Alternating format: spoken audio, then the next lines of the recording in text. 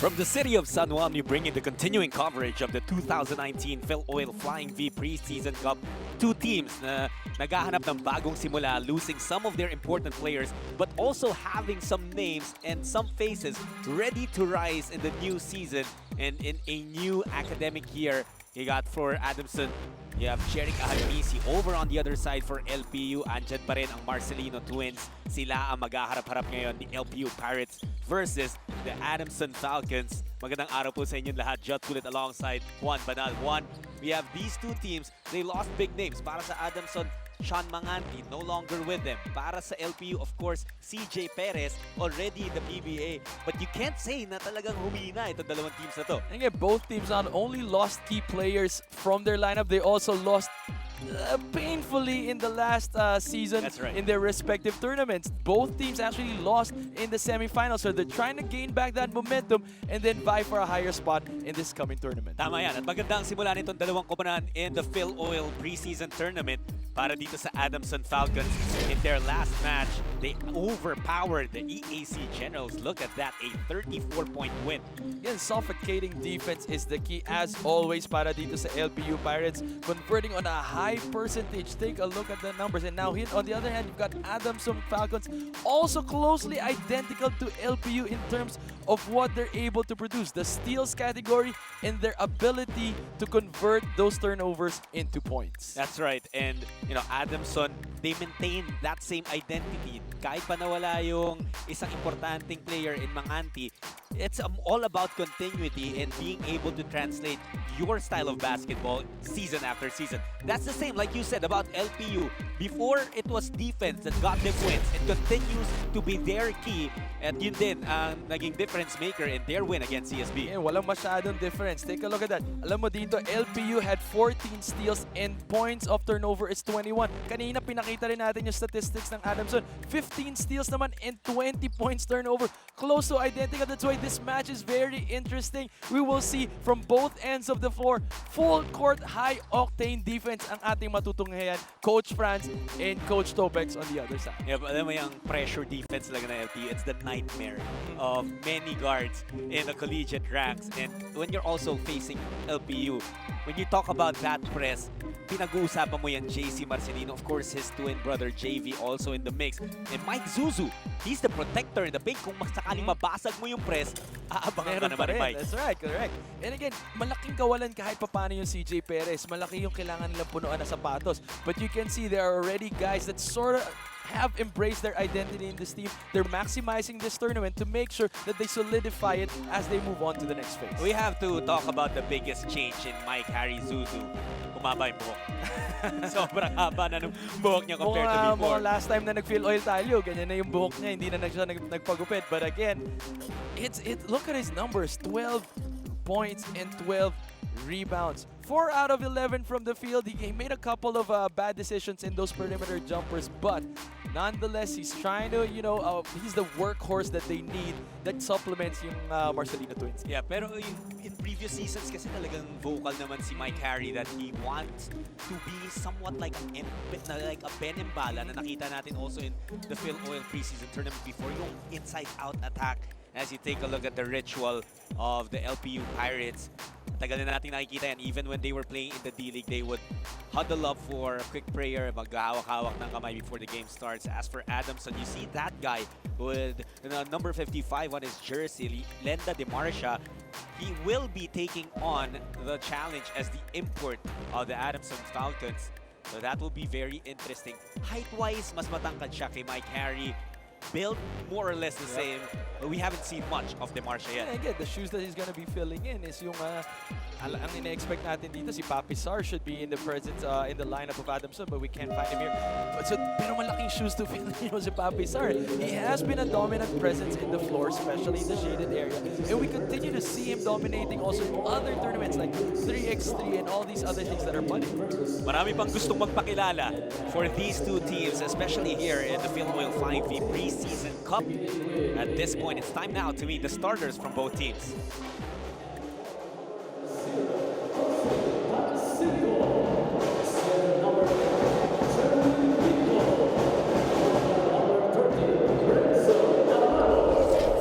Forward number 31,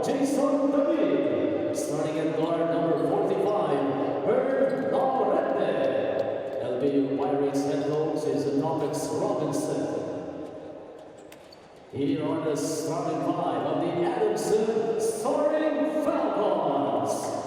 Forward number 2, Adamson. Starting at guard number 6, Joshua Yero. One guard number 17, Jed Colonia. And at forward number 18, Aaron Vermin. Coming in at center number 55, Linda Duwanga. The Soaring Falcons head coach is France Pumaren. Officiating this ball game are Michael Calotera, Roy Mahalso, and Jess Bolas. And so we are ready to tip things off here inside the Filoil Flying V Arena. You see the starters for both squads. Something that interests me. On the Adamson side, you have Aaron Formin starting out as one of the forwards. He is a rookie coming out of Arellano University. One of the highly recruited big men of the the recent high school class. Mabibinyagan agad as a starter here. And again, he didn't fail to impress in their previous showing. He had actually 21 points in that impressive shooting from the outside. 4 out of 6 from the 3.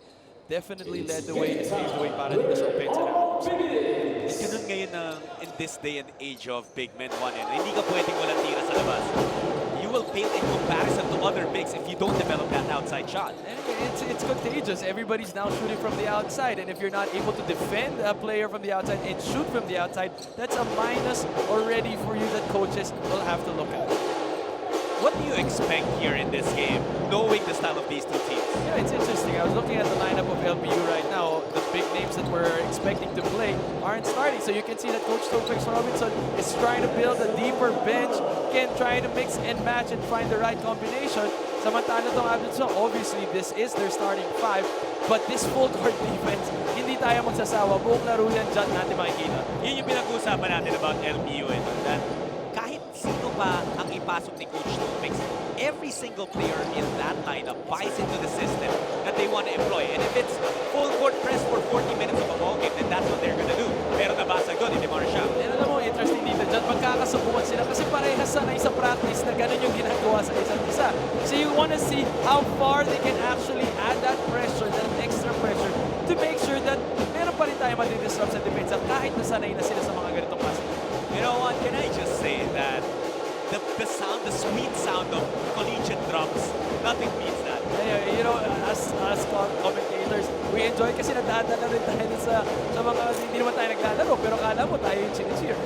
Mas kabado pa tayo minsan sa mga players. But so far right now, Adamson, ang ganda ng galaw ni Yero, he misses. And Marsha cleans it up. Oh, he has been a force there. Well, that's 2 consecutive buckets for the big man of Adamson. And he doesn't seem to be being pushed out. Parang nandun lang siya, namumuhunan siya under the shaded area. And with a guy this tall, take a look at this. He was just running down the floor, just reaching up that way. And without even jumping too much, was able to have that foot back. It's going to be easy. You got to box him out. You got to push him outside. And this is also a result of LPU not starting Mike Suzu. But we have to go back to what happened to LPU last season dito sa Filoil.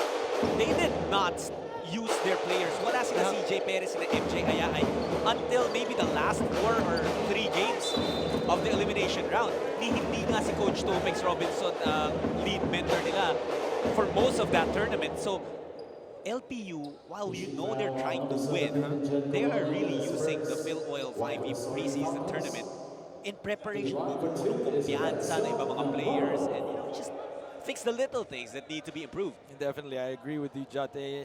Every coach and every team will have their own agenda coming into the Filoil. It is the preseason, the ultimate preseason tournament, and a lot of coaches will have to, use it wisely because you don't get too many chances of really testing out what you can and what you may have in your own tournaments. And this is the best place to do it because you've got the top collegiate teams competing. I'm just really in awe of how this league has grown through the years. Imagine meron na tayong 11 and under this year. Mga naglalaro. It's so nice to see players that young and already impressed. Meron niya mga 11 years old or younger pa siguro. Or getting stat lines like 17 points, 15 rebounds. And you just know that maybe in 10 years or so, they are going to be the stars of the country. You gotta appreciate the intention to value the grassroots. You cannot expect that systematized basketball and all these other things will just bud up all of a sudden when they start joining collegiate and high school teams. As early as grade school, maganda na develop na yung mga ganyang klaseng disiplina. And it also gives them something to look forward to kasi nakikita nila yung mga kuya nila na dito naglalaro na sa ating seniors division. Here's LPU now. Nansiko, isa sa mga veterano. Leaves it up. But Quinto will not be able to convert that one. He loses it out of bounds. Now, Jerwin Quinto is actually the younger brother of Bradwin. Bradwin Quinto, who we saw play for San Sebastian in the NCAA and is now in Northport in the PBA. Parang parehas sila ng build no? Yung agile pero they've got a good wide, broad body that goes along with that athleticism. Here now is Adamson. Wala pa rin makapigil kay DeMarcia except himself. He traveled before he went up for that shot. Well, you know what? That was great defense for LPU. They just put a body in front of Adamson's big man. What we have, we have an early championship confetti. I am not sure kung sino ang nagwagi dito last, but and I think yung huli ba nating na-award na champion dito could be in the PSL, in the volleyball community. So, well, meron pa kasing mga nahuhulog na confetti on the floor. So we're just making sure that the playing environment is safe for our players. The last thing we want to see is an injury here in the preseason. That's right. But going back to our point a while ago, Jut, you were mentioning how DeMarcia is actually, I was very impressed with the way he moves. Sometimes when we see a brand new player coming in and the same demeanor as DeMarcia, we're expecting, he's still trying to get his feel. But this guy immediately knows what to do when he gets to the shaded area. He posts Ginto, good footwork. Because of his long arms, he's got good extension for that lob pass. Unfortunately, didn't have his right footwork to get another dribble because nga dumating in double team and transition defense ng LPU. But nonetheless, I think there's a bright future for Adamson with DeMarcia. And you know what I like with what I'm seeing from Linda DeMarcia is he's not trying to do too much. He's not trying to dribble, put the ball on the floor. Sabi mo nga, kanina kulang ng isang dribble. Pero siguro sa big man, mas gusto mo nang makitang kulang kaysa sobra sa dribble. Inayo mo naman kasi masyadong dribble na big man. Tama yung sinabi mo doon. And if you're close to the rim, you don't really need the dribble. That's right. And he's having a ball right now with Mike Suzu still stuck on that LPU bench. Quinto is the one assigned to try and limit DeMarcia from doing damage. Ito na yung familiar press ng LPU. Hierro crosses the half-court line. What LPU is doing right now is really delaying na lang muna yung opensa ng Adamson. But Adam Easy says, I don't care. I'm knocking down this three-pointer. At ito pa, nakaagaw si Fermin. Atake kay Navarro. There was a collision there, no foul whistle. Ball is loose. Players hustling. Look at Hierro and Quinto dive on the floor. David comes away with it. I'm just enjoying every second of this ball game. It's a back and forth battle. Both similar systems in terms of defense. And Quinto getting that one in. If you are not able to stop a man on the defensive end, minsan pwede mong gawin, bawiin mo na lang yung binigay mong puntos. That's what Quinto did. With credit that find from Tansico. And again, that was passed between the legs, but good composure here from Ginto. Absorbed that contact with that pump fake and was able to get that foul counted shot and is able, hopefully, to convert this free throw for a three-point play. Oh, the Pirates in dire need of a bucket here of points because they have fallen behind. Pero tapos yung free throw niya. He recovers, however, and Ginto, nothing on the second and third try.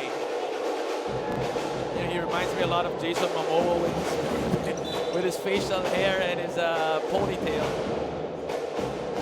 Uso ngayon yung mahaba po. For players. Ikaw ba dyan? Nasubukan mo na ba yung ganyan mahaba? Sinukuhan ko, trinay ko. Sabi ko, hindi pa. Hirap no? But DeMarcia now gets an early rest, and so we're taking a different look at another player from Adamson, number 25, that's Zaldiva. Nisip misses the long ball. We talked about Bradwin Ginto being the brother of Jerwin Ginto. Of course, if you're not too familiar yet, Jerick Ahanmisi is the brother of Maverick Ahanmisi of Rain or Shine. Navarro bounces it off of Zaldivar, and LPU will retain possession, but not before this timeout. Mag-uusap-usap muna ang mga Pirata led by head coach Topex Robinson. They are down by 5, 10-5, with 5 minutes and 44 seconds left in the first quarter. This is still the 13th Filoil Flying V tournament.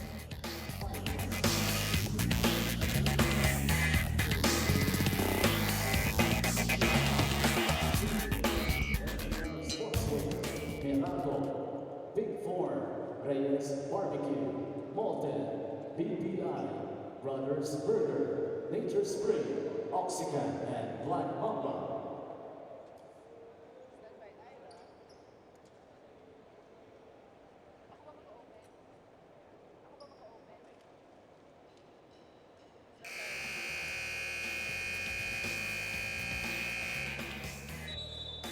You are still tuned in the 2019 Filoil Flying V Preseason Cup. If you guys are wondering where Papi Sar is, according to the coaching staff, they're actually playing between him and Lendu Demersha as their import. So Coach Franz Pumarin said that today officially marks their first month together as a complete team. So there are a lot of adjustments to be made between the coaching staff and the players, and vice versa as well. So Coach Franz really emphasized that the team chemistry and shuffling his players are Adamson's priority right now. Balik sa inyo, Jonathan Juan. Miss Ira Pablo manning the sidelines here today for us, the third member of our panel. Thank you, Ira, for that report. And again, Juan, we emphasize that that is the beauty of having the Filoil Flying V Preseason Cup. Teams are still allowed to kind of tweak their lineups, work around how they want to attack the respective leagues that they are preparing for. So yun nga raw yung kay Coach Franz Pumarin. Hindi pa raw sila sure if they want to go with Demersha or Papi Sar, who has been with the team for so long already. Yeah, that's interesting how that's gonna pan out. You know, what could be the turning point in the criteria for why that change. But again, we were just looking at the replay. Again, Maverick Ahanmisi has scored 7 points already in this ball game, more than half of the output of Adamson, and he started that with another. And take a look at this, Adamson just doing such a good job on ball and cutting those passing lanes, forcing turnovers, and running on fast breaks. LPU yung gumagawa nun, binabalik sa kanila ng Adamson. A dose of their own medicine. And LPU was so far, no, nahihirapan nga. They've turned the ball over a couple of times off of errant passes. At nasasakal sila ngayon dito sa depensa. They miss on the three-pointer. Navarro chases down the loose ball. Here's Enzo, a former San Sebastian Staglet. Bodies on the floor again. It's Ginto and Magbuhos. And Vince Magbuhos did not appreciate that Ginto fell on top of him.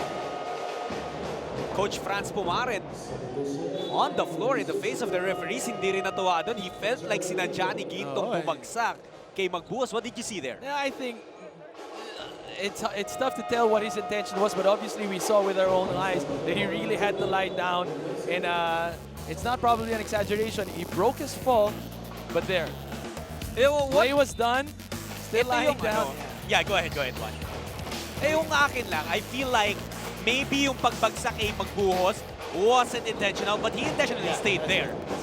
Nagtagal siya doon on top of Magbuhos. So, I think that's what upset the Adamson Falcons. Hindi naman tayo nagugulan dyan kasi si Bradwin Ginto may ganyan din pinapakita sa atin dito sa Northport Batam Pier. He's not an instigator, but he's not gonna back down. Exactly. As you take a look at this replay here, Kaduya, he will also have to step up. This is one of the guys na kumakarga talaga nagadala rin naman sa LPU Pirates before, even when CJ Perez was still there. We only highlight the absence of CJ Perez because we know of the caliber and the talent of that man. He was the first, he was a top pick, of course. One of the highest picks. He is that known, kumbaga alpha male siya ng LPU. Ganun din naman ang pagbanggit natin when we're going to be covering San Beda. Ang laking kawalan ng Bolik and Mocon. Talaga namang parang dalawang pillars yung nawala. And San Beda is trying to find also their way around that idea. And I think they slowly have. Ganun din naman ang nakikita natin dito sa LPU and pati sa Adamson with Manganti out of their lineup. John Manganti actually tried to declare for the recent PBA draft, but he lacked some games in the PBA D-League, and that's why he is there with Shelu Bar and Drill getting ready. I believe he will be joining the PBA draft this year if plans don't change. It's going to be a rich PBA draft also this coming year. I think, is Alvin Pascual joining that draft as well? You know what? I haven't actually gotten official word on that yet. What we know right now is that LPU will trim the deficit down to 3 points. Mukhang pinakawalan na ni Coach Topex Robinson yung mga main guys niya. The Marcelino twins and Mike Zuzu already on the floor. Adamson, they go to Camacho. DeMarcia versus Zuzu. That's a miss for Adamson. LPU is running again. This is where they excel. And that's back-to-back hits for JV and JC. The Marcelino twins bringing LPU within a single point. And they're just happy. Take a look at that pinpoint laser pass and then sneaks that layup with an awkward foot, and that's their specialty of the house. When they brought these twins back to the lineup, they have turned the gas off. Just like that, isa na lang ang inahabol ng LPU Pirates. Adamson still up, 12-11.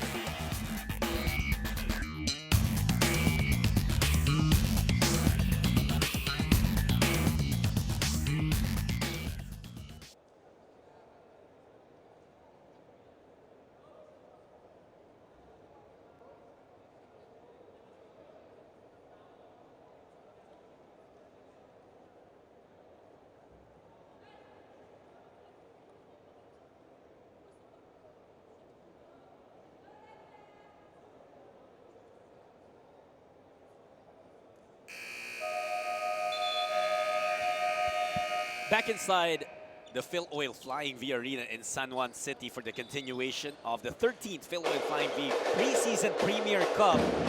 John Sulit and Juan Banal here on the call for this one. Kasama rin natin Miss Ira Pablo.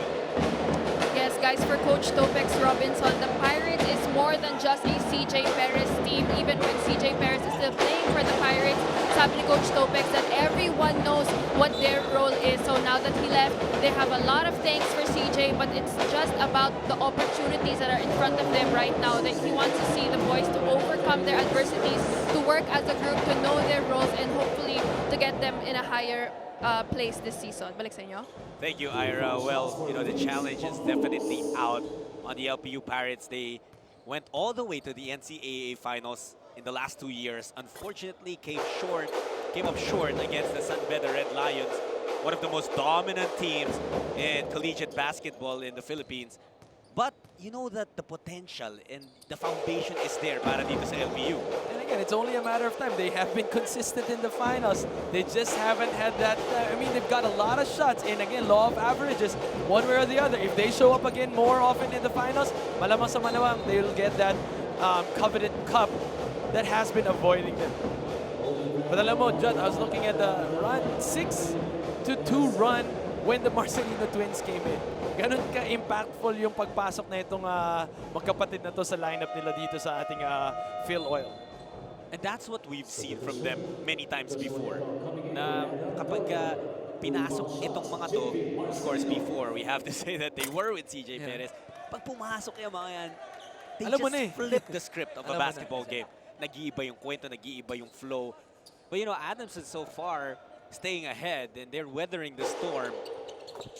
But you know, John, you gotta appreciate also the starting five of Coach Topex because they were able to keep the lead within striking distance. Hindi naman nila masyadong pinalamang. Nandun pa rin, it was just a 3-point lead when the Marcelino twins came in. So saktong-sakto lang, tamang-tama lang. But they were also given enough exposure by Coach Topex Robinson to make sure that they put put at least a weight on their name. And taking a look at the lineup of Adamson, there are some players here who should be very exciting to watch out for. You have high school standouts, and like we said kanina, si Fermin is there. You have Adam Doria, Joem Sabandal. These are big names in the high school level, now trying and testing their wares in the collegiate level dito sa Filoil. And sometimes ito yung yung question, how fast is the learning curve. Yung maturity level nila, paano kagad sila makakapasok sa sistema ni Coach Franz. And the sooner you get there, the better it is for your chances to have more playing time. Minsan din kasi na yung pag-iba nung atake mo, you can be the brightest, the biggest star in your high school team, pero biglang pag-angat mo sa, Back to sa zero college. ka ulit. Yeah, exactly. You have to earn ulit your minutes. You have to earn those shots and everything else that comes with the grind of being a basketball player. Suzu, nawala sa kanyang bola. That's a turnover. Babalik sa Adamson na possession. You got like there, Marsha just standing his ground. Has good footwork as we have seen so far. Just trying to hold off that drive of Suzu. Under 3 minutes to go in the first period. Sa banda, naghanap ng kakampi. Gets into Magbuhos. Vince will attack the middle. Inside pass. Basang-basa ni Suzu. I thought DeMarsha also got away with a foul there. Alam natin pa, kanina nagkamayan itong dalawang to. Magkaibigan to si Suzu tsaka si DeMarsha. But nobody's backing down. And you can see they can take things way too seriously. Poker faces after banging bodies. Well, it's like, you know how Phil-Ams are when they come to the Philippines.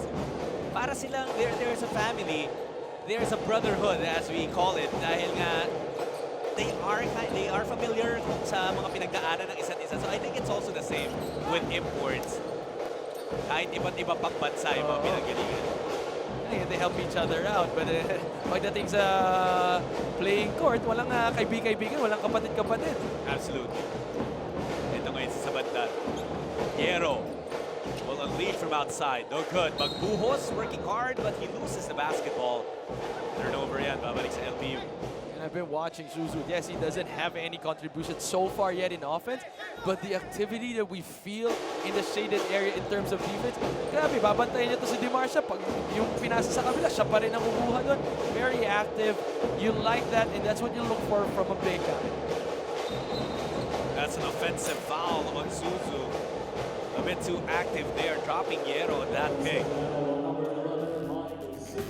I like how Yero played that. Take a look at this. Just dropping there. He's able to sell that to the referees. Not a lot of movement, no, Yeah, from and Suzu. Suzu had his back turned, so it's not really a push motion that you can see. But Yero, being one of the veterans that he is, able to find a way to get that call. Magbuhos. Balik sana kay Camacho. Camacho gets it, but misses. Loose ball taken out by LPU. Tumatakbo si Kaduya. They drop it down low. Suzu against DeMarsha. He misses, and a foul is going to be called on Santos coming out of nowhere. Mahirap yung ginawa niya. Pinatumba niya si DeMarsha. And again, it's not really probably something that you'd recommend that he take that fade away. That was forced by the towering DeMarsha. He has a lot of height advantage against Suzu, forcing that fade away, which is probably not a shot that he's used to take. And yung height advantage ni DeMarsha over Suzu, it's not like an inch or two. It's about 4 full inches. So it will really be a factor. Yung length nito ni DeMarsha, and you know what he's showing is it's not an option to foul him and send him to the free throw line because he has not missed. That's 5 out of 5 from the free throw line.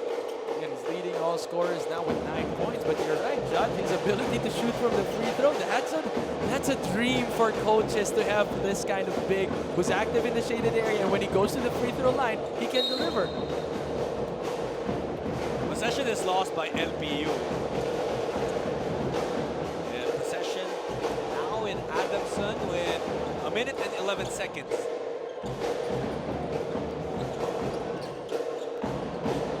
Camacho has it. They break the pressure D. Yero, iwan kay DeMarsha. Oh, he wanted to throw it down. Nawala lang sa kamay niya. That would have been a highlight though. This guy knew exactly what to do with the ball. Medyo lang naligaw lang ng konti yung kanyang bola. Ito si Suzu. Susubukan na naman yung depensa. Mike Suzu really struggling against the defense of Linda DeMarsha. Sabadal goes to Camacho. Ball tap, recovered by Sabadal. Hihingi siya ng pick. DeMarsha coming out. Oh! There you go. Yan yung hinahanap niya na slam and jama. that was made possible, John, by Sabandai. That yung panlin lang niya, kala niya, ikikala ng depensa ng LPU, kick out sa labas. Yung pala, pinasa niya dun kay Di Marsha sa banda. Good decoy and fake play. Last second shot time para sa LPU. Free throw line jumper, that's a bucket. Laurente getting that to fall in. Right in the nick of time, something positive na pwede lang baunin into the break. And that was such a better move. Take a look at this. Just pulled up.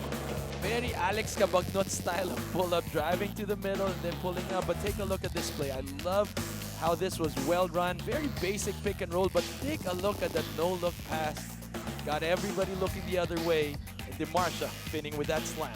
And at the end of the first 10 minutes of action here, it's Adamson up by 6, 20-14. More of the Filoil preseason tournament coming your way after this.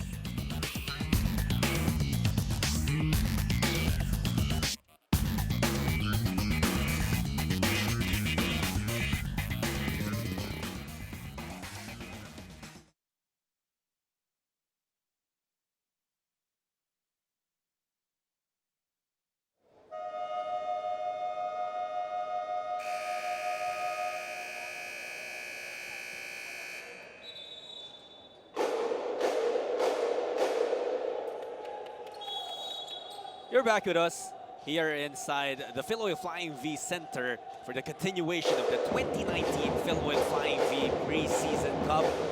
Jeric Ahadmisi, he has been the star, the man for Adamson. Pero the challenge is of a different level now kasi nga nawala yung kanyang partner in crime before in Sean Manganti. What do you expect from this man? And again, it's more of leadership role. Before he said, I will step back a little bit. I'll give it to Sean Manganti that stage. But this time around, if you have half of almost your lineup coming from the high school team, very much rookies, then you have to set the tone. You have to set an example. Again, it's not as if you're coming from a losing season. They just came from a semifinals opportunity and probably could have been in the finals. Now they have something to prove coming into this next tournament. Laurente draws a foul on Hierro. Now, Laurente has been the steady point guard for LPU. Let's see what the Pirates are able to do in this possession. Kaduya with 16 on the shot clock. Raymar, they're swinging that basketball. Laurente open from deep, knocks it down. That's a second. Tulis ng tira niya, yung kanyang release. He's got 5 points, but Adamson a little bit too late there with the rotation. Camacho met upstairs by Zuzu. And it's gonna be a foul on Mike Harry. 2 free throws para kay Camacho. Ito yung magandang ikot ng bola for the LPU Pirates. The kick out and then the extra pass. Laurente was wide open, getting money on that 3. Good read by LPU. They saw that itong Adamson a little bit doubling on the ball handler and then moved the ball real quick. Ang bibilis ng pase nila, which was able to create that opportunity for that 3. Well, let's take this time to turn it over to Ira.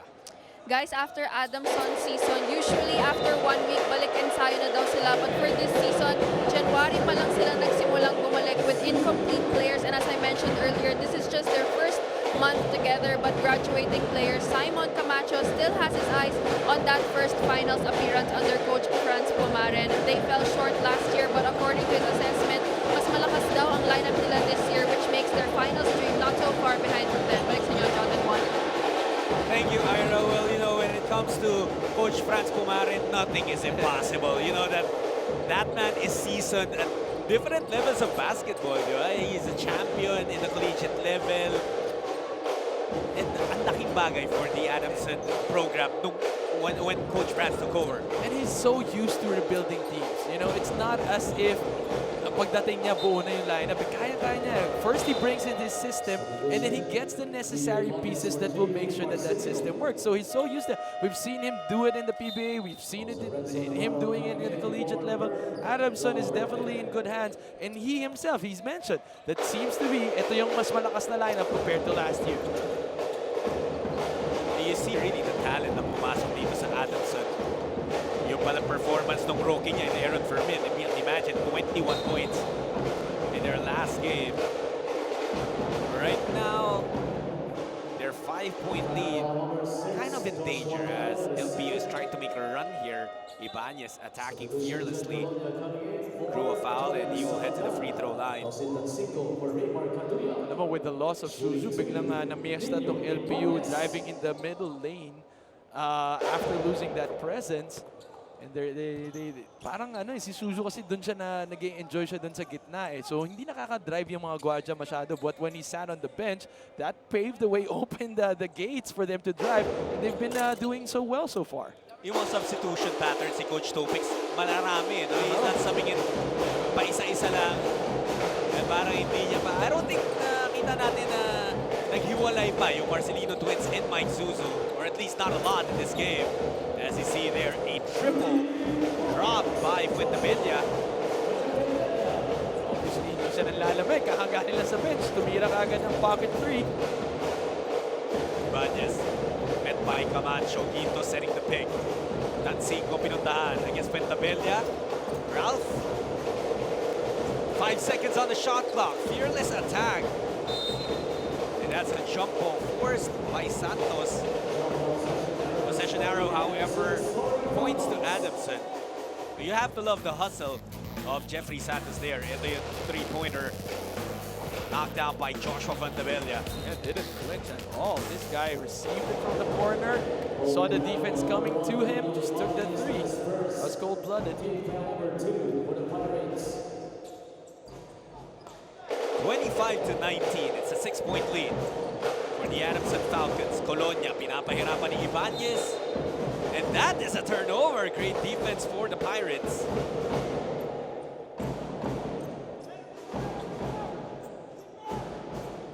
That pressure defense.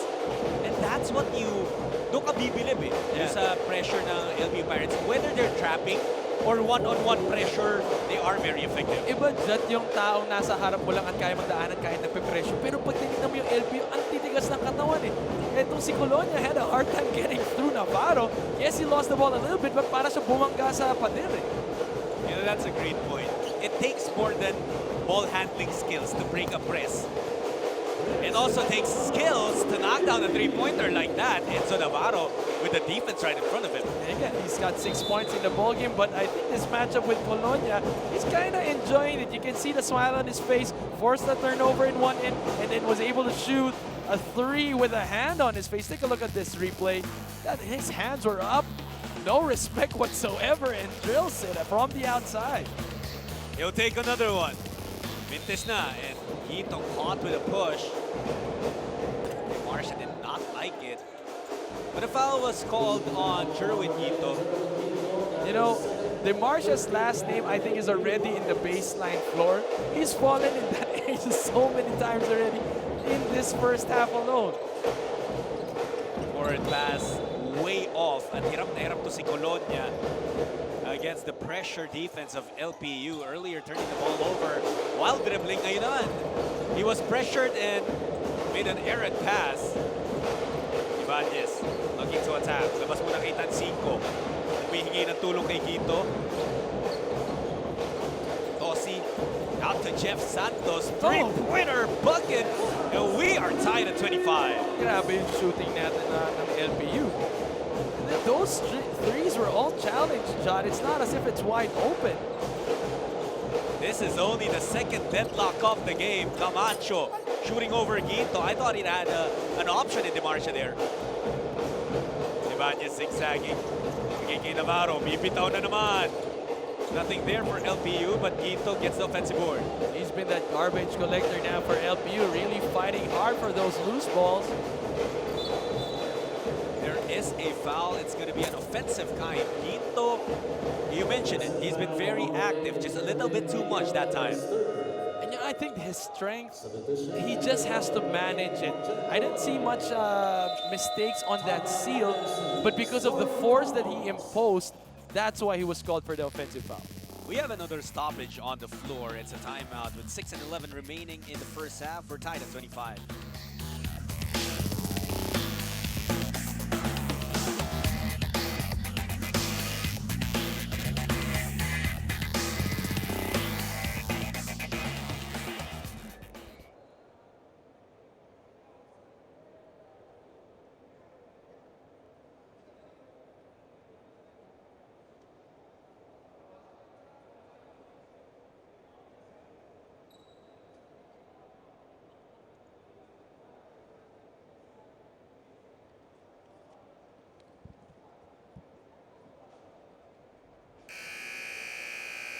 You're still watching the 2019 Filoil Flying V Preseason Cup. Thanks for joining us. We're live right now on 5+. Jot Sulit, Juan Banal, and Miss Ira Pablo delivering the action between the LPU Pirates and the Adamson Falcons.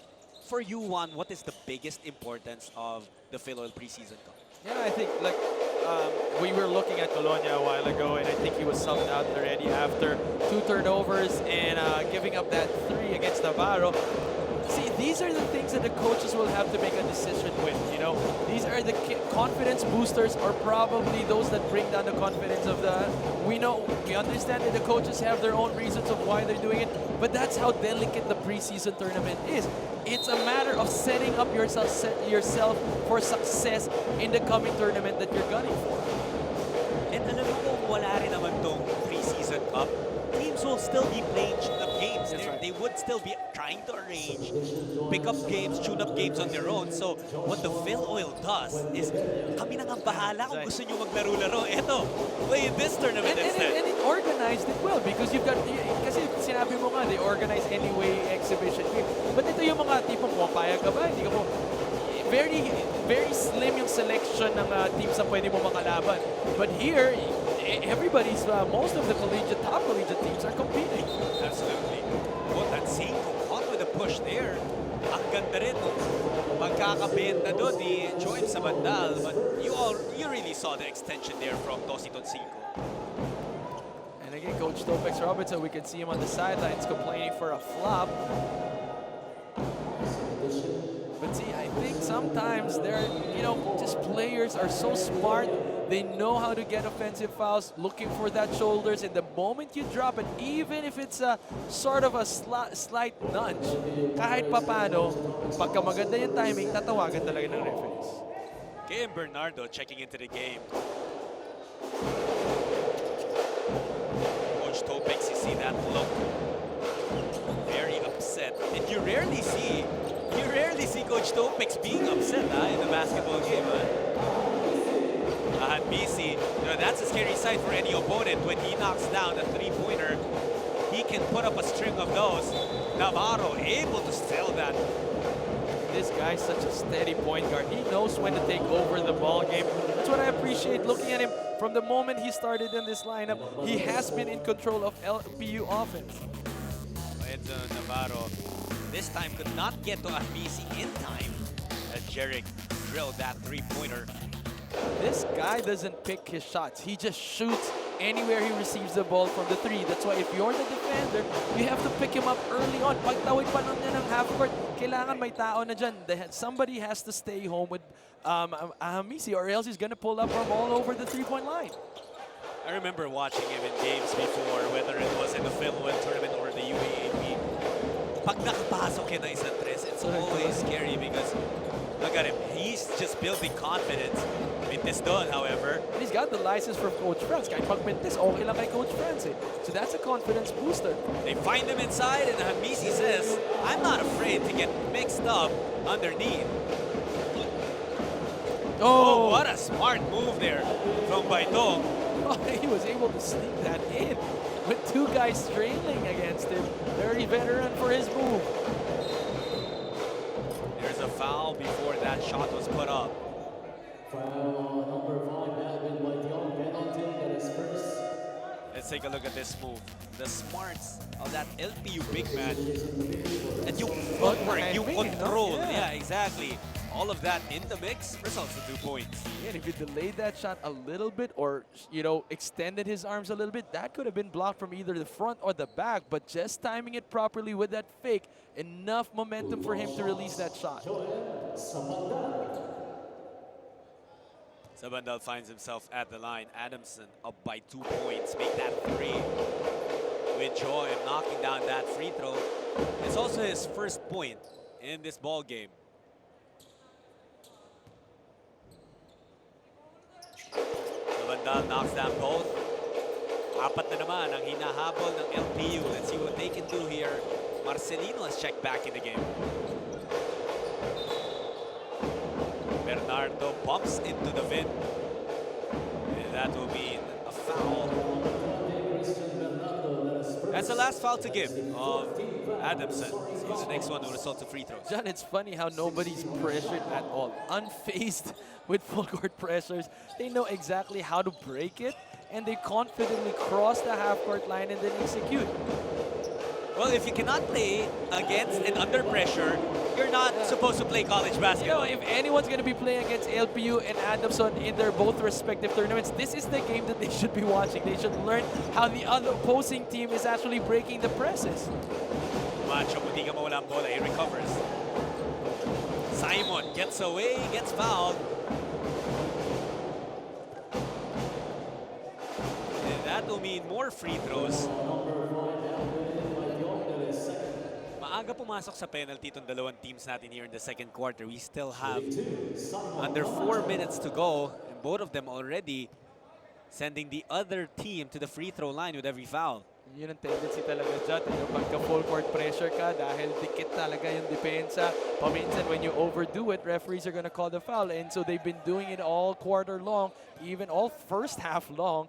And so there is a tendency to get into early foul trouble, which we'll be seeing more from both teams. And Adamson making the most of their chances at the free throw line. Ito na naman, Adamson extending that 2-2-1 press. That double threatening. However, the Marcelino twins get past it. JV, poor spacing there. They go to Valdez inside to Baityong. Labas ulit kay Valdez. Only 4 to shoot. He puts it up. Long two. No go. David falls down on the floor. Wala naman tinawag na foul. Here's Camacho. Forward pass to Sabandal. Ahanmisi gets some space. Puts it up. No. You like how Marcelino is boxing out a guy almost double his size and yet able to out-jump him and get that rebound. I was looking at the bench of LPU. Sinasabihan nila si Valdez, you have to shoot it if you get that look. Yeah. Kasi we know it's not science. I don't know if there's a percentage, a study behind it, pero sabi nila Juan, diba, the moment you hesitate, That's true. bababa raw by at least half yung And percentage. it's because of the momentum, the adrenaline of the shot. It goes with the confidence, but take a look at this. How he skies out. JC skies for that rebound, out rebounding. Guys, so much bigger than him. Ito na naman yung pressure ng LPU. Adamson easily breaks it. They go inside, or outside rather, to Fermin. Fermin hasn't taken a lot of shots in this game. Offensive board for Adamson. Admisi out to Sabandal. Bibitaw. Nope. Fermin with offensive board. Oh, look at Marcelino just take it away. However, that pass too strong. JC just grabbing it from a baby. Eh, parang inantay niya pa eh. Inantay niya pa ng konti bago niya kinuha eh. Sabi niya, kunin mo yung rebound, padaliin mo yung buhay ko. And then, You see, oh, hop, There you akin na nga yan. poor guy had no idea what had him coming. Marcelino, it's a miss. Well, he challenged 4 blue shirts in that offensive attack.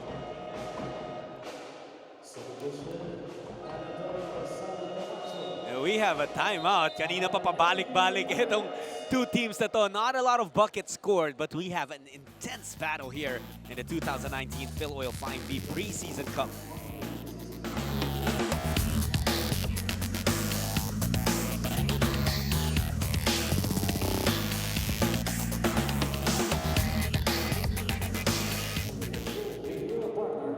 Gatorade, LGR Sportswear, Meralco, Big Four, Reyes Barbecue, Molten, BPI, Brothers Burger, Nature Spring, Oxycan, and Black Mamba.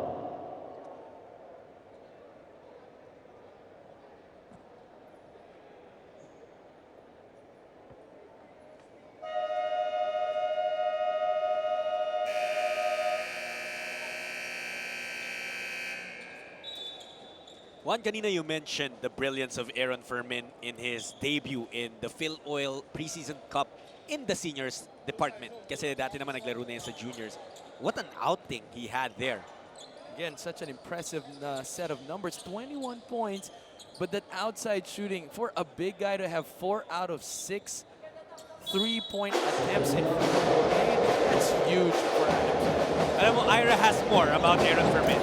Yes, guys, you're talking about Adamson's rookie. He's one of the strong additions to Coach Francis' lineup. But as early as his first year, Aaron is also in line with the team's goal to add a championship in their university's name. And dahil hindi daw siya nakaranas ng championship nung high school, gustong-gusto niyang maramdaman dito in his collegiate career. So he is trying to shrug off his rookie jitters and just focus on delivering for his team. Balik sa inyo, Jotin. Thanks, Ira. Well, you know, Fermin in his last season in the NCAA Juniors was one of the frontrunners for MVP. And now he makes his stamp here in the collegiate ranks. And you take a look at that guy. Alam mo, di ba mga coaches unang titingnan yung katawan. Yes, Parang college ready na ba to? You look at Fermin, you can say that yes, he is ready. Imagine that, this kind of person with this physique playing in the high school level. And obviously, you're absolutely correct, John. Yun yung unang-unang mo titignan at sasabihin mo, pwede na ba yan sa college? Yung iba, nagpapalaki pa ng katawan, naghahabol pa ng mga girl. But this guy is definitely college ready. 36-32 as the score. Thanks for watching us live on 5 Plus. This is the 2019 Filoil Flying V Preseason Cup. Marcelino pulls up. No go. He recovers his own miss. That's JC. Binigay muna kay David. Doria playing sticky defense. He attacks the middle. Off on his attempt. That was a good drive, though. Just a little bit too much butter on that layup. Sabandal now. Looking to take control. Ahanbisi using that pick from Fermin. LPU falling into a zone and it trapped Ahanbisi, forcing him to travel. And again, both teams now actually going to a zone. A while ago, Adamson also played a 2-3 zone. Is there anything in particular na sinusubukang i-address nung zona ng LPU, or is it just switching defenses? Yeah, I would say it's a matter of actually giving the other. Wala na sila masyado makuha dun sa man-to-man kanina. Medyo naging stagnant yung kanilang offense, and then they went on end defense. So now they go on a zone just to shake it up a little bit. How about that attack from LPU? That is extremely risky. Yung pasa ni JC to JV. But you know, pag yung magkapatid na nagpapasahan, parang may internal connection yan, dalawang yan eh. Sa isip lang sila nag-uusap at everybody else is oblivious to what they're talking about. But the past, that was like what you said. If it were any other person, that would have been risky. But because it's the Marcelino twins, their umbilical cords for some reason are still connected, and they're still able to make those Jedi mind trick calls. And it led to Zuzu shooting free throws, but he could not get any. Ball bounced back to him. Reset ng opensa ang mga Pirata. JC attacking the middle. The hesitation and the layup. Ahanbisi being trapped. Release pass to Sabandal. Andun si Fermin, but Zuzu was able to stop him from doing damage. Sabandal orchestrating the offense. Using that pick from Fermin. Joe M to Aaron. Bibitaw. Way off of that three-pointer. Second nature dito kay Fermin. It's really pick and pop. You know? He really would rather take the shot from the 3 points than cut to the basket. From outside, it's a miss. Zuzu, the offensive board. And he gets the putback. Just bustling his way to that shot. This is Zuzu. Mike Zuzu, unti-unti na nagpaparamdam. You mentioned that in the early goings of this game, not a lot from him, but he's that kind of a player. He will not necessarily take over or make the biggest impact immediately, but he will find a way to carve out some points and some damage for his team. And hard work pays off. Zuzu just working his way into a better shot selection. A while ago, he took a lot of not really recommended shots like fadeaways and high looping shots, but this time getting those offensive boards and putting it back closer to the rim gets him more chances of getting the ball inside the hole. 22 seconds left in this first half.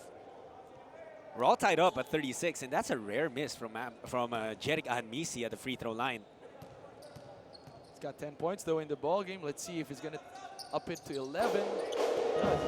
Think about it, Juan. Maybe in mga five years time or even less, magkaroon kaya ng new record for most number of brothers playing in the PBA. Jeric is on his way. Jerwin, Ginto, could be. Yung Ravenna brothers will surely find their way there in the That's an PBA. interesting statistic, John. And you can say, because it's like the second generation already of brothers, yung magkakapatid na na-expose dahil yung mga tatay at tito nila mahilig sa basketball. And now they're all on their way to the pros. Meron nga tayo ngayon yung Paundo brothers are already That's right. there, diba?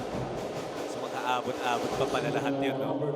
Try to get the number on that kapag lahat ng mga to nakaangat na. But for now, Paano yung kambal kagad rin ng Nieto brothers pag umangat din yung PBA yun, edi... Yup. Ang maganda pa doon yung mga twins, di ba? Ilang twins ito PBA simultaneously. may Del at Yancy de Ocampo ka pa, ha? Ay, yun ang matagal. Grabe yun. Oo. Ranidel at Yancy na nasa PBA. Tagal na nun. Para mga 3 decades na sila doon, no? But still, you know, Yancy, he's still fighting for a championship That's right now. right. I mean, he's just collecting rings here and there. Marcelino misses. Oh, JV shying away from that shot. Zuzu couldn't get the three-pointer. And that will be the buzzer to signal the end of the first half. And absolutely nothing has been settled after 20 minutes of action. We're tied at 37. Again, both teams, like what I said, closely identical in terms of style of play, just forcing so many turnovers and converting them. But take a look at, again, Jeric Ahanmisi already with 10 points in the ballgame, shooting lights out from the three and a couple of good penetrations to the basket. Simpleng-simple lang yung laro ni Jeric, no? And he's a silent killer, and for sure he will be trying to do more in the second half. Pero LPU rin mag-uusap-usap. They will gather themselves. Which team will come out with the win? We'll find out when the second half comes.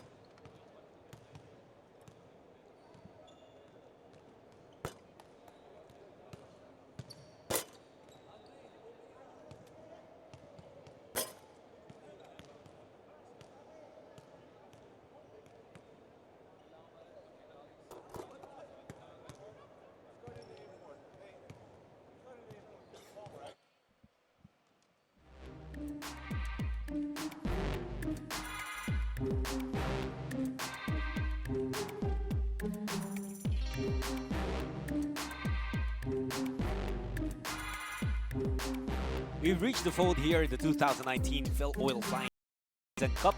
In this game between the LPU Pirates and the Adamson Falcons, shot sulit kasama si Juan Banal, and we've seen great basketball between these two teams, Juan. Kanina nga binabanggit mo, it was really the defense that set the tone dito sa larong to. And again, it's quite identical. We're in actually in a half, and we have a deadlock score.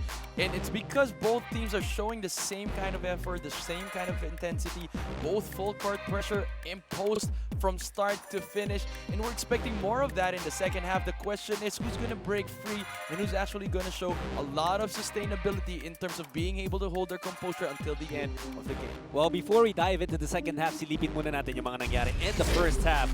Now, in the first quarter, it was really Adamson that went to work at once dahil nga parang medyo second unit agad yung second unit muna yung pinalaro ni Coach Topex, and that opened up an opportunity for the import of Adamson DeMarcia to do damage without Mike Zuzu on the court. And we're enjoying what DeMarcia is giving to this Adamson lineup. Of course, it's very complementary to that of Hamisi, but when the Marcelino twins and Shuju came to life, the intensity that we always have known LPU to bring, again, the score started evening up in the second quarter. Tama yan, no? And that's why right now, at the half, we are tied 37 apiece. You're gonna take a look at the field goal numbers in ang baba ng Adamson, but they have gotten 18 points from the free throw line in only 19 attempts. So isa lang yung minintis nila. And then that's the reason why. Because take a look at the other categories. Rebounding, identical. Assist, close to identical. Turnovers, identical. Again, both teams, similar systems, but who's giving it more and who's leaving it all on the floor. And again, both coaches, you have to note, what are they looking for from their players when they play in this game? That's right. And well, we are about to see the third quarter. I'm sure there are going to be a lot of adjustments from both squads. We know that Coach Topex Robinson and Coach Franz Pumarin, dalawa yan sa mga pinakamagagaling, pinakamatatalino when it comes to basketball in the collegiate level, especially. You know, we expect yung mind games between these two master guys. tactician kasi parehas na head coaches. And but I think now they mean business. They brought out both their strongest five, and they're looking at the second half in a different light. Nagkasukatan na in the first half. Let's see what will happen in the second. We start out with LPU having possession. Zuzu, the spin. Too strong on the layup. Now it's Adamson's turn to run. Everything but the shot that kay Zuzu. DeMarcia kumukuha ng pwesto sa ilalim. And Misi thought it would be too risky. Here's Zero. Now they dive it down low. Dump it, rather. DeMarcia. Yun yung sinasabi natin that although they did get a foul there, that's not exactly what you want to happen, that DeMarcia's putting the ball on the floor 10 feet, 15 feet away from the basket. Because what Suzu is doing right now to DeMarcia is he's able to push him off the shaded area. He's not too close into the basket that all he can do is turn and shoot. He's so far that he's forced to put the ball on the floor, and that gives opportunities for the guards of LPU to sneak in for that steal. Sa bandal. Game muna kay Yero. Short of that jumper. Magbuhos. Lost space there. Possession will go back to LPU. The Pirates are starting the third quarter with Kaduyak, Ibanez, the Marcelino twins, and Mike Zuzu. Para naman sa Adamson, ang nasa sahig para sa Lahan PC Magbuhos. Sa bandal, DeMarcia and Piero.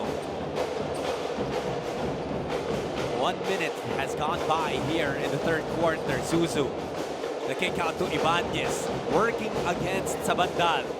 Nino finds some space pero hindi nahulog yung kanyang layup. Adamson running again. Piero was able to draw the foul. You know, if the defense is not going to get down as soon as possible, both teams see that always slim opportunity to take that, to run the ball and push it. And early offense is always better than to wait for a very good half-court defense to be waiting for you.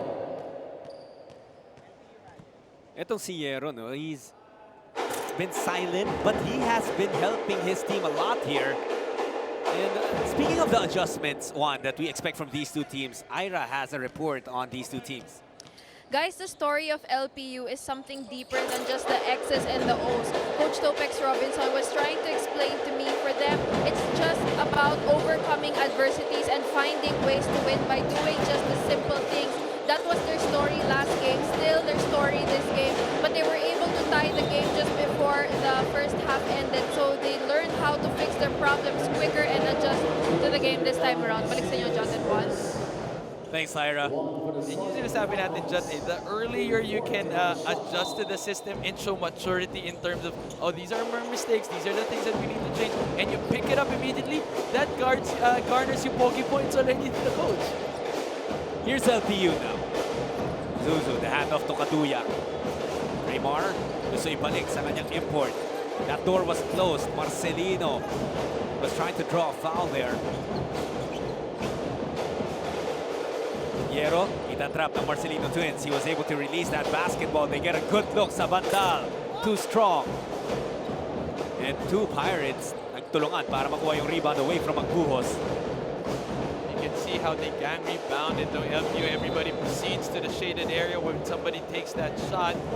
Gives in a higher percentage of getting that ball to push also their offense.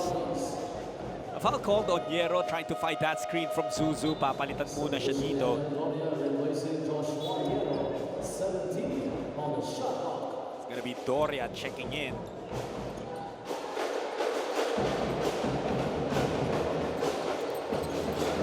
Marcelino as JV, leaving it to Zuzu.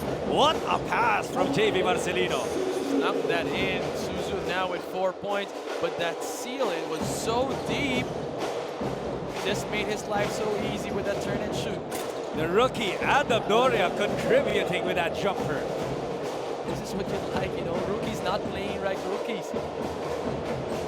And mind you, ito si Adam Doria, it was really very late in his high school career that he made a name for himself, but he's showing that he's unfazed, unafraid. Zuzu, however, taking it to the heart of the defense of the Marsha. And the import of Adamson, mabilis nag-apologize kay Coach Franz Pumarin. He knew na naisahan siya dito ni Mike Zuzu. Si Mike Zuzu kasi pag nakabuelo, tingnan mo doon, no? Isang drop, isang dribble lang, kailangan na, and then uses his body to get him closer to the rim. Dapat hindi mo mabueluhin eh. Zuzu from outside. He gets his own miss. Too strong, but JC Marcelino acting as if he's the tallest guy on the court. How many times has he done that in this ball game? His activity around the rim has been getting him second chance opportunities and then hurts you with an outside three. Man, these twins can really, really play basketball. 10 points na yan para kay JC. Magbuhos, gustong sumagot. Ato Ahadmisi. Jerick with 7 to shoot. Here's Magbuhos, the step back in front of Kaduya. No go. Doria the rebound. Pero nawalan siya ng space. And DeMarsha upset na hindi binigay sa kanya. But I thought it was also a bit too tight para maipasa ni Doria sa kanya. I mean, if I were Coach Franz, I'd appreciate Doria. I mean, after that turnover, unforced turnover on the other side of the floor, you can see him fighting for the rebound against these big guys. Maybe a little lack of judgment there and could have given it to DeMarsha. But still, you like the effort. You'll see that Adamson is once again extending their defense to the backcourt. Bibigay na naman ng pressure because LPU has taken a 5-point lead here. Remember last season of Filoil, we saw a lot of this then from LPU that they would enter the half na either tabla or sometimes they would still be down and then they would turn things around in the third quarter. And you know, I was looking at their press break there. It seems like they were running an American football play. You've got two running backs on the opposing sides. They're so used to playing against this kind of defense because that's probably, kung mga sok-sokan na sila sa ganitong defense, I'm sure day in, day out sa kanilang mga ensayo, ganyan din ang kanilang ginagawa. Sana lang walang magtakit. Dahil medyo hindi pwede yun sa basketball. Si Zuzu parang pwede yun na nga eh. Baka ma-carry away eh. Marcelino running into trouble. Passes to the other Marcelino. Misses that jumper. That was JV. BC being chased around by Ibanez and Nino. Ito rin kasi, as great a shooter as Jerick Ahadmisi is, he cannot overlook his handles. He can definitely hold down the fort when it comes to setting up plays or breaking the press for Adamson. Ay, hindi naman siguro nalalayo yung kanyang laro sa kanyang kuya. Na ganun din. Very agile, quick on his feet, and at the same time, he's got the good handles that support his movements. Amacho from outside. Money on the three. Why is he way open? He normally wouldn't take that shot, pero ganun kalibre. Oo, parang tinujuk siya talaga tumingin at ganun kalayo. 2-point lead for LPU. Look at the pressure BC is putting on JC Marcelino. LPU finds JV. Naibigay pa rin kay JC. John, I still believe in my theory that their umbilical cords are still connected. I truly believe that. How did he find his brother? How did he know that his brother is cutting there? How? The force is strong with those two. Balik sa apat kay nahabol ng Adamson. Take a look at this. JV had the trouble already. He was running through the defense, but still found a way to give it to his brother. That's a miss for Adamson. It's a 4-point lead for LPU. Let's take this time to turn it over to Ira. Guys, JC Marcelino already talks highly of his team and he claims that they're ready for their upcoming season. In fact, sobrang excited na nga siyang magsimula itong Filoil dahil pag nagsimula na yung Filoil, ibig sabihin malapit na talaga mag-start yung season nila. He just wants them to work together as a team and wag magkanya-kanya, something that they learned from their last game. Balik sa inyo, John. And that's an excellent point made by Ira, yung pinito sa kanya. Because Juan, as a player, of course, kapag you never want to have to shut it down before you win a championship. Pero ganun talaga eh. May eliminate ka and then you enter the off-season. And that's kind of the time you relax. Na pwede kang medyo mag-enjoy muna ulit. Right.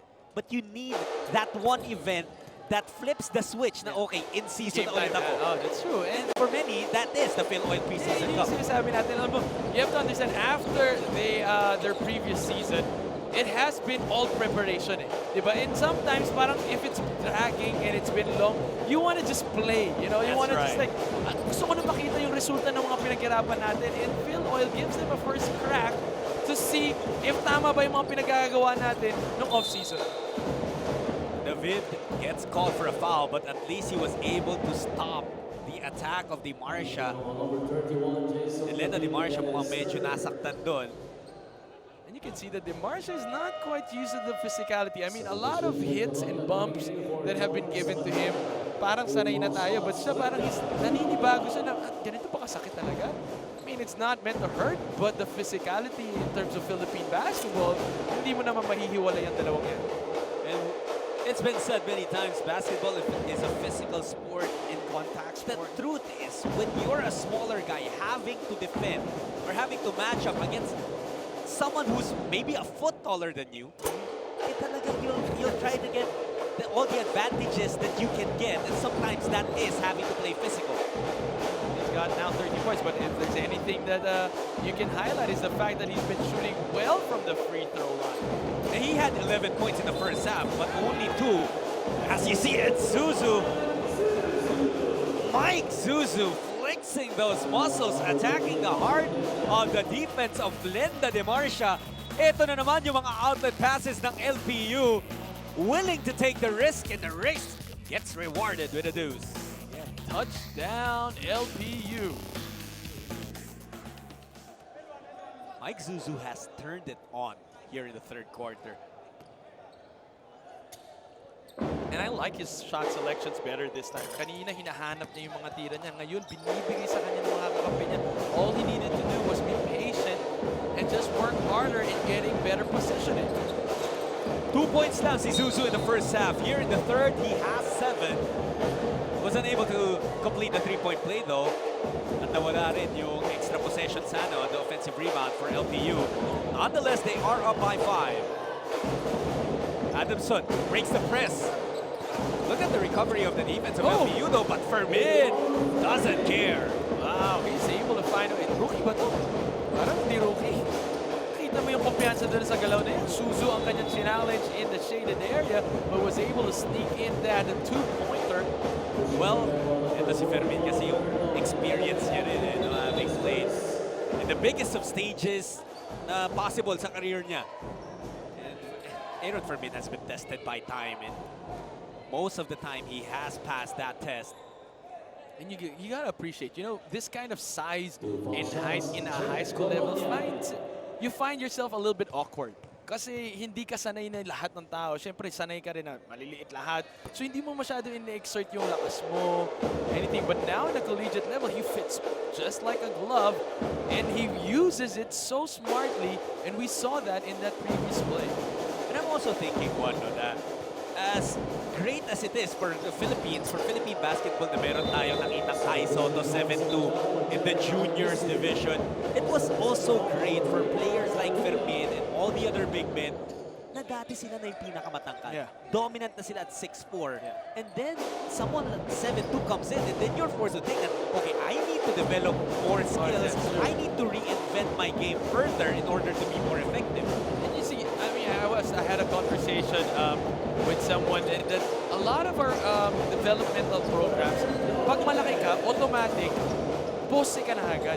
Nakakalimutan na yung handles na hindi porket malaki ka, kakalimutan na natin yung isang aspeto ng laro mo. And players and big guys have been developed that way, forgetting that they also need to learn how to play and put the ball on the floor. Absolutely. Hey, the lead of LPU is down to 4. But this was a brilliant attack earlier. Laurente has definitely shown us flashes of brilliance. Adamson ngayon, igawin sa banda, matched up against Navarro. Show him the step back by the free throw line. What a sweet move. Whoa, and right back at you, Navarro. Navarro did that and had the luxury of doing that in the first half. This time, tables have been turned. Take a look at this move. Steps back, looks at him. Ooh, still able to pull off that shot. Sa bandal, that guy is mad talented, and that guy is unafraid of pressure then. I remember watching him in the juniors division. He would hit big shots, clutch ones. And we saw his skill that time. Isa na lang ang naman ng LPU. David sends it to Navarro. Enzo getting to the paint. Iwan sa kanyang kakampi.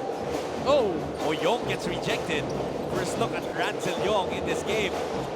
What footwork he showed there, pero walang nakuha puntos. The bandal running, can Adamson take the lead? The kick out, Doria for the lead. No, Camacho there to mop up the mess. Oh man, that's gonna be painful for LPU. Nobody boxing out in the shaded area. That was a wide open, well, we'll call it a pass for the sake of replay. And Camacho just staying in that area, waiting for that ball to fall in his lap, able to get that foul counted. From what we saw in that replay one, there was a lack of communication. No? Kasi Navarro, I thought he did the right thing. Nakita niya si Fermin diving in, so he took Fermin. David came from the weak side to try and catch Camacho, pero he was a tad bit too late, kaya braso yung inabot. And David was quite frustrated already there. Nasabi niya kailangan merong iba nag-rotate kasi ang layo ko na masyado dahil ako rin naki-rotate kanina. Dalawa naman kasi sila nasa ilalim, David and Young, but again, a lack of communication that time. And you can see that that's the result of early offense. Adamson pushed the ball real quick, early shot and early. Hindi pa nakakababa yung defense. Remember, si Young just missed from the other side. Santos missing that time. Joem Sabandal has been steering the ship of Adamson here in the third. And steering it pretty well. Colonia nakalusot, and he gets the bucket. We'll have a bonus as well. Second consecutive three-point play opportunity para sa Adamson. And there's nobody helping out. Take a look at that. The first step, just LPU finding themselves in the wrong angle of defense. Nobody in the shaded area to be the last line of defense. And I immediately looked at the bench of LPU, looked at Coach Topex Robinson. He was mimicking that gesturing na mag-usap kayo dyan sa floor because that's back-to-back possessions that we had lack of communication on the defensive end. Navarro. Cup, ang ganda sana ng gustong gawin, but that ball flew in between two LPU Pirates at nagkahiyaan eh. And you know, if you have both teams full court pressure, intense defense. Anybody's ball game and anybody's run. Anybody can just, kahit sino na lang pwedeng pumutok at any part of the game. Kanina, ang LPU ang pumutok. Ngayon naman, patapos ng third quarter, Adamson naman. And ang how rumaratsyada. about that one? Pangatlong three-point play opportunity in a row for Adamson. They are in the middle of a 7-0 run. Camacho absorbing the ball mula kay Navarro and still able to get that shot in. Again, they're getting left out on defense. The moment they rotate, Adamson is reading the momentum of players so well and using it to their advantage, kaya nakukuhanan pa nila ng foul. LPU, can they stop the bleeding? Navarro, kontra kay sa banda. The switch puts Colonia on him. That's 5, straight away 3. No. Camacho with the rebound. This guy's working a lot for Adamson towards the end of the third quarter. Under a minute to go in the third quarter, kanina lumamang na ang LPU, but the advantage has been reclaimed by the Falcons. And you know, because Fermin likes shooting from the three, he's forcing the big guys now of LPU to play in the outside. Kaya nawawalan ng tulong sa ilalim. And again, this guy, John, this guy has been dominant. Camacho has 15 points. 11 here in the third quarter. And he has every reason to flex on LPU. Navarro, wala pa rin para sa Pirates. That's the third attempt already of LPU in their 3 possessions that they took a shot from the 3 points with lesser amount of time from the shot clock shaved off. The LPU bench looks stunned right now. Adamson looking to add to their lead. Sabandal, the sidestep, banks it in. When you're hot, you're hot. What a finish for Adamson here in the third quarter. That was a 13-0 run to build a 12-point lead. Tignan natin kung ano yung mga nangyari doon. It was contribution from a lot of guys. Aaron Fermin had some points early in the quarter. Pero pagdating ng dulo, it was Sabandal, it was Camacho, it was Colonia, everyone in the mix. This lineup from LPU on the floor for some reason is a step slower than Adamson. And at the same time, Adamson recognized it, smelled blood, and now they're out for the kill.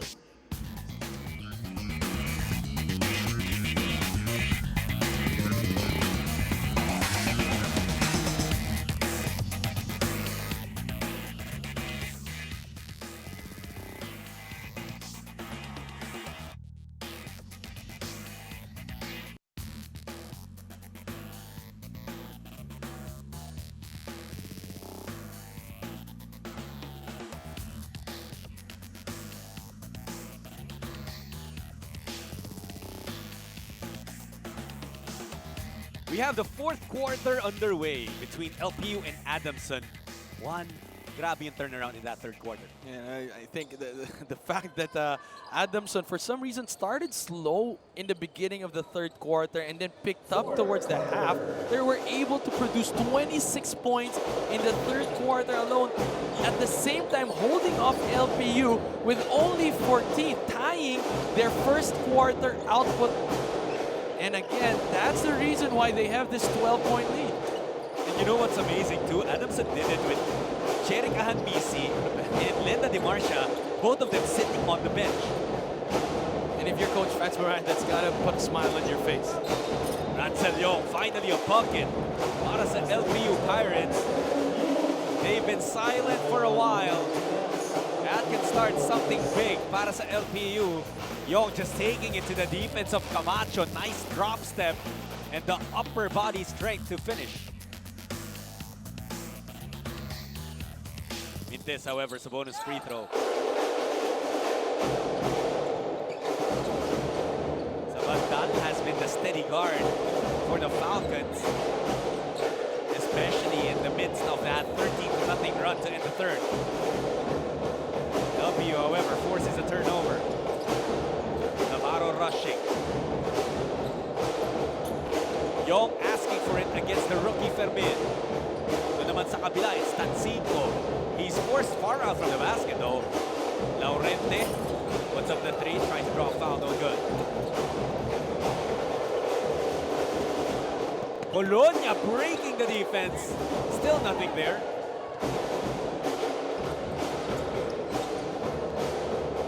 Here's Enzo. Iwan na naman kay Ransel. He forces it up. Will head back to the free throw line.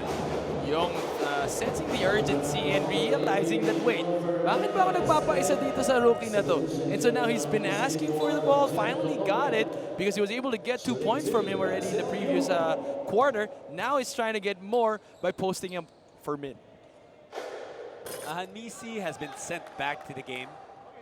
And that is also the cue for Coach Topex Robinson to tap the Marcelino twins, JC and JV. They will return to the game.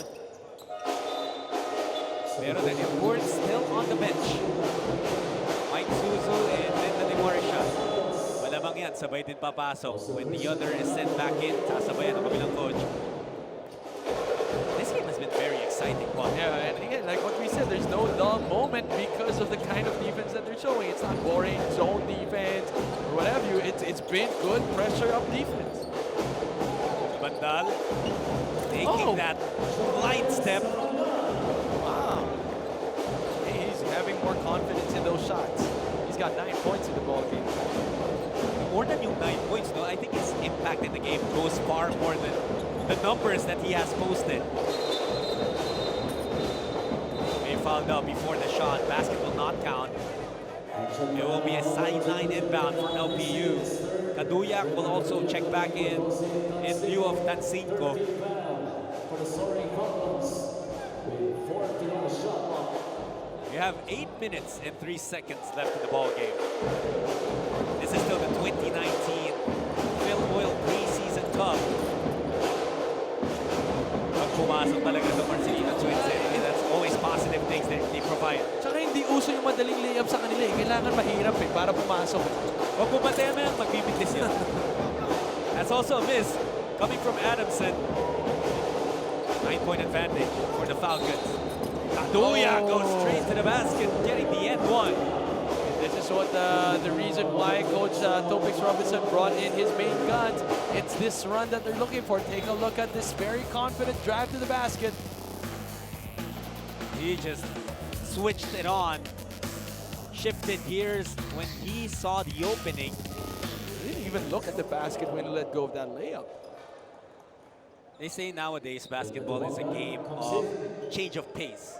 No more dati kasi change of direction. Usong-uso yung mga crossover and making people fall down. But nowadays, napaka-little na yung parang bagal ka lang, relax, and then in a snap of a finger, you go straight for the bucket. And that's why basketball has become more scientific. You know, you've got all these strength and conditioning, all these skills, all these footwork drills, just to be able to have a wider range of movements on the floor. Well, timeout has been whistled here. LPU knocking on the door of Adamson. They've trimmed the deficit down to 6.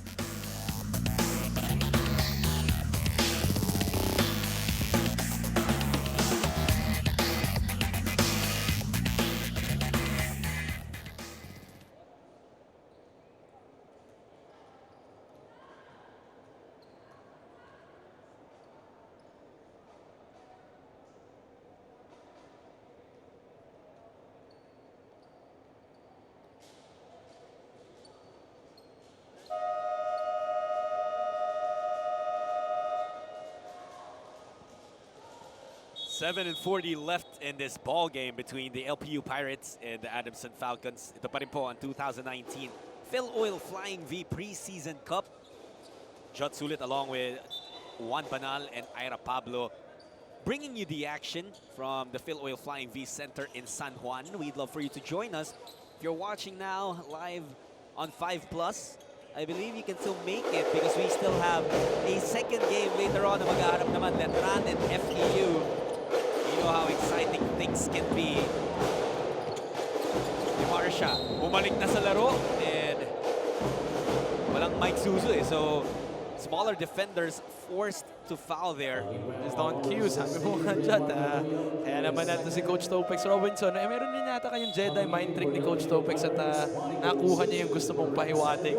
Calling out Suzu now from his bench just to add up, add pressure.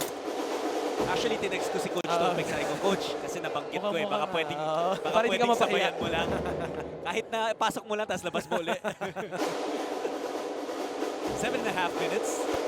Demarsha. 14 points for that guy.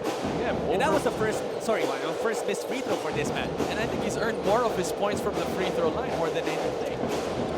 Duyak. I thought he had a shot already, but opted to give it to Mike Zuzu at nabasa ng Adamson.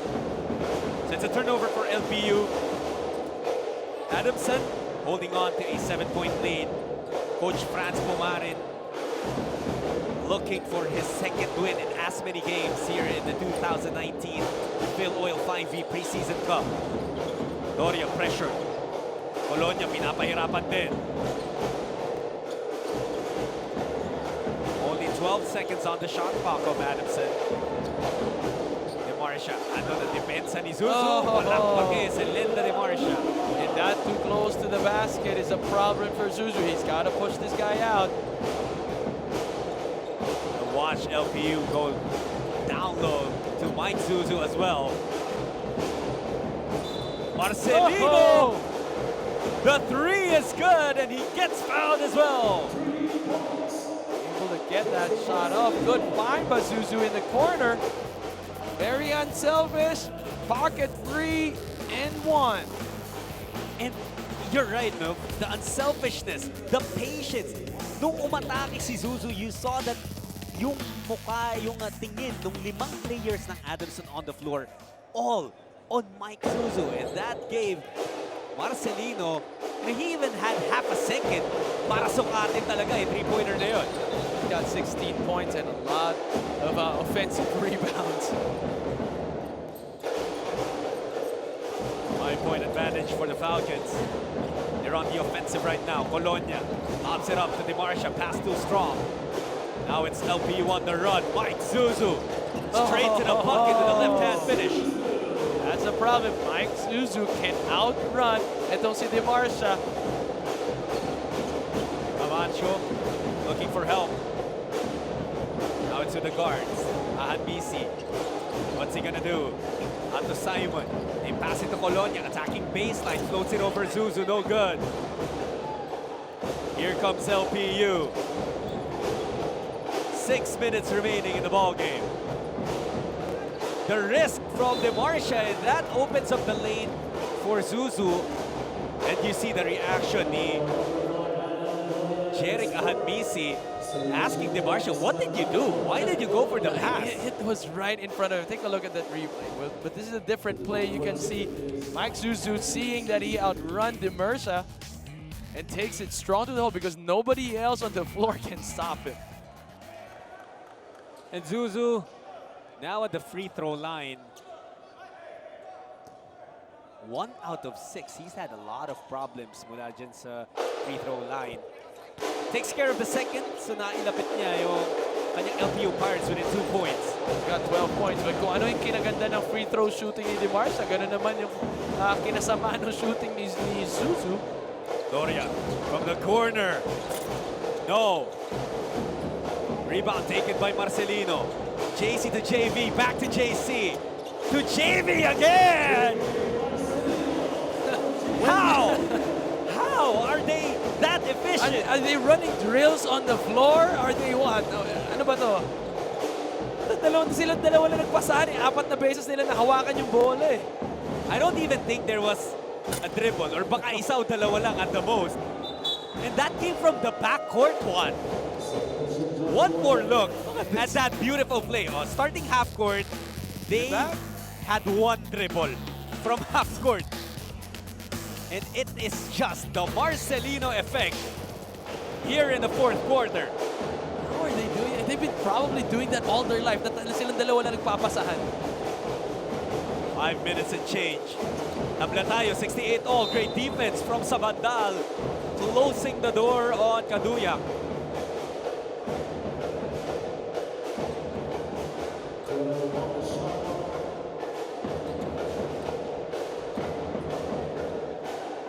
Meron lang inaayos Kaduyak, just tying his shoelaces before we get back into action. Coming up on 5 minutes remaining in the ball game, magkakaroon ng palitan ng tao. It's Maguos checking in for Camacho. And that also will be time for a stoppage, a timeout called here. 68 all. We promised that the remaining 5 minutes of this game, it's going to be all-out action between LPU and Adamson.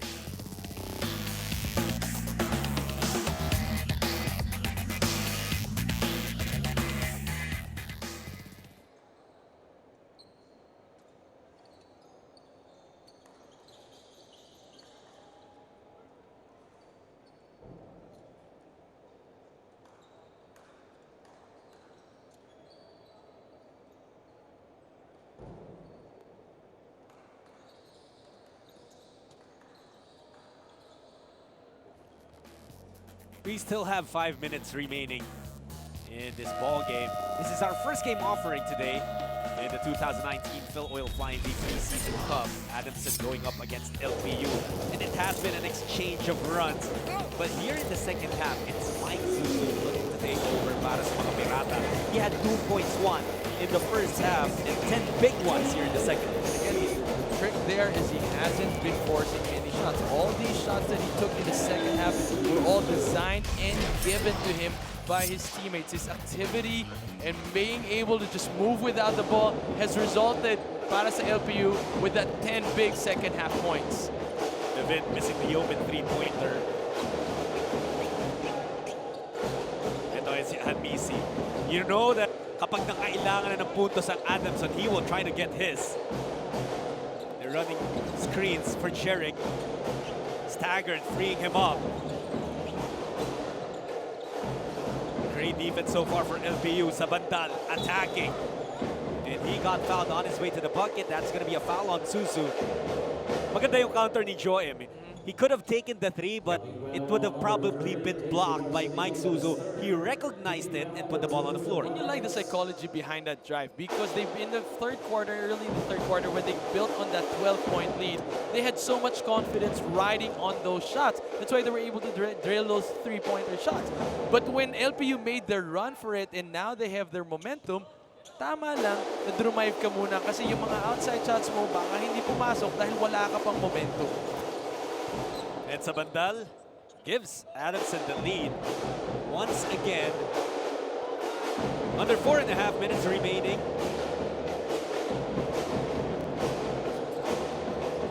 One thing we can tell you is that this game has been extremely close. Kanina umabot ng double digits yung lamang ng Adamson, pero minura naman agad ng LPU. Suzu, the spin. Off the glass, it's in. He's getting more confident now with those shots. Kanina, dami niyang close attempts to the basket but not able to make it. 14 points now for Mike Suzu. David has been very frustrated, especially this fourth quarter. Take a look at it one more time, Juan. Again, good spin to the basket. Because he's got quicker footwork compared to DeMarsha, that spin created enough space for him for that semi-hook. 18 seconds left on the shot clock of Adamson. They're running with Sabandal, Camacho, Maguos, Ahanmisi, and DeMarsha.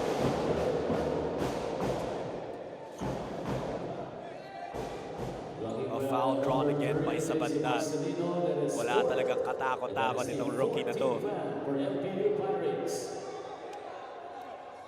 I was taking a look at the lineup of the Adamson Falcons. Nakalista naman listed si Jerome Lastimosa, who has been the steady point guard of the team. However, he is not with the team today, and that has given an opportunity for Joem Sabandal to show what he's got, to show what he can do at this level, and he's made the most of every bit of it. You know, it's interesting. Ira mentioned a while ago in her report that Coach Franz and the rest of the team are excited because they have finally a complete lineup. And now you said that there are names that we're looking for that aren't on the bench. Is that something that we can expect, that these guys probably will not be part of the lineup of Adamson? Yung pangalan Papi Sar, di ba? Ira reported on it as well earlier. They're not yet sure if they're going to roll with DeMarsha or Sar. Right now, it's Lenda DeMarsha playing for them. 1-point lead, Adamson. Hadmisi off the screen. Elbow J is good. 3-point lead, Falcons. 3:15 remaining. Suzu. The hesitation. That's his foot. Kaduya thought about the three. Decides to go closer, and he was fouled. That's going to mean 2 free throws para sa LPU. Ito yung galaw kanina ni Hadmisi. Just getting the right amount of separation dun sa screen na sinet ni Demercia. And Jerry Hadmisi, once you give him that much space, he's a walking bucket.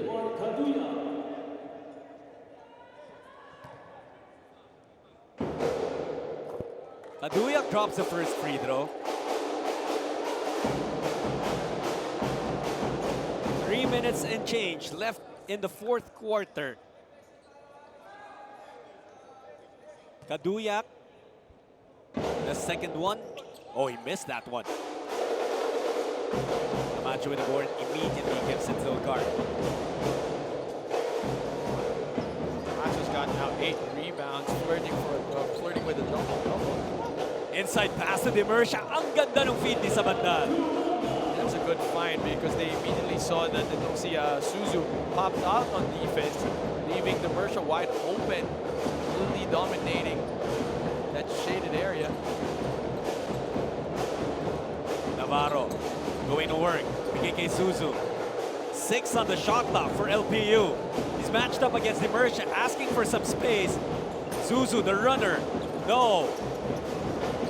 And they're pressuring Demercia. Na ibigay naman kay Sabandal. Now Adamson has numbers. Camacho lays it up over Suzu. That was too easy. Very fluid run in that offense, in that press break by Adamson. Napako na naman itong LPU. And ang ganda ng finish ni Camacho. No? Swabe. 7-0 run for Adamson. Kaduya has had enough of it. And he scores 2 points, breaking the silence of the Pirates. And great pressure put on by LPU. Hindi man lang na-inbound, di magbuhos because he stepped on the line. Great catch by Kaduya. Tapos sinumbong agad sa referee. At agad naman ilalabas si Magbuhos. Coach Franz Pumarin extremely upset at that unforced error.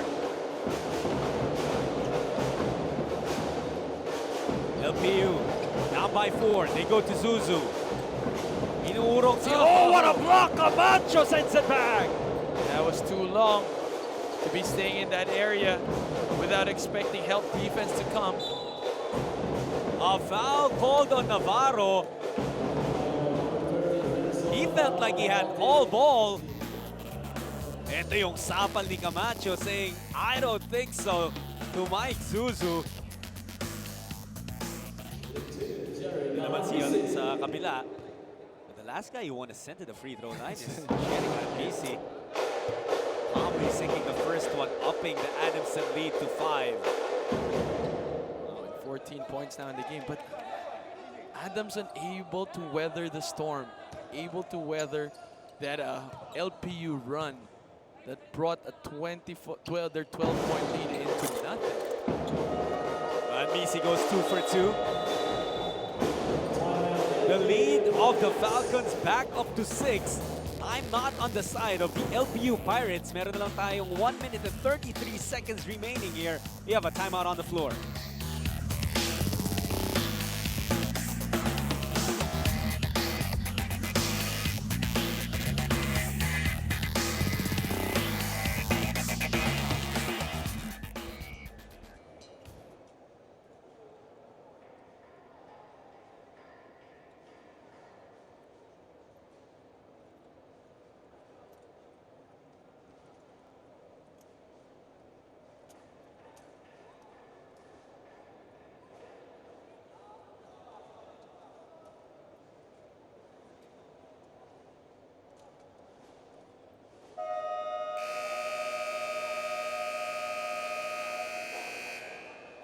LPU trying to mount a massive comeback here. We know they have the ability, but time is not on their side. A minute and a half left in this ball game. Adamson holding on to a 6-point lead. It's been Linda Dimersha, Jeric Ahanmisi, Joe M. Sabandal. We can name names. Simon Camacho also helping out. It's that kind of a ball game, of a performance for them. Talagang tulungan as a team. Again, you gotta be happy if you're Coach Franz Marin. If your statement was, this is the first time that you have the team actually compete and complete, then it's an upside for you to have your team, especially their finishing five, bring in what they can do. On the LPU side naman, 1 minute and 30 seconds is just enough time to make a run. Kaduya, aatake. Strong move for him. He gets his own miss. Raymar. Out to Marcelino. The three is good! JV Marcelino with a big shot. This is what we're talking about. Now it brings down to a single possession ball game, and this stifling defense, see? Choking defense with 1 minute and 16 seconds, 20 seconds on the shot. Now that gives them 4 seconds to cross the half court, but there's a timeout first. 79 to 76 after that big three from JV Marcelino at nag-pressure din agad ang LPU, forcing the ball out of bounds. Napatawag ng timeout si Coach Franz.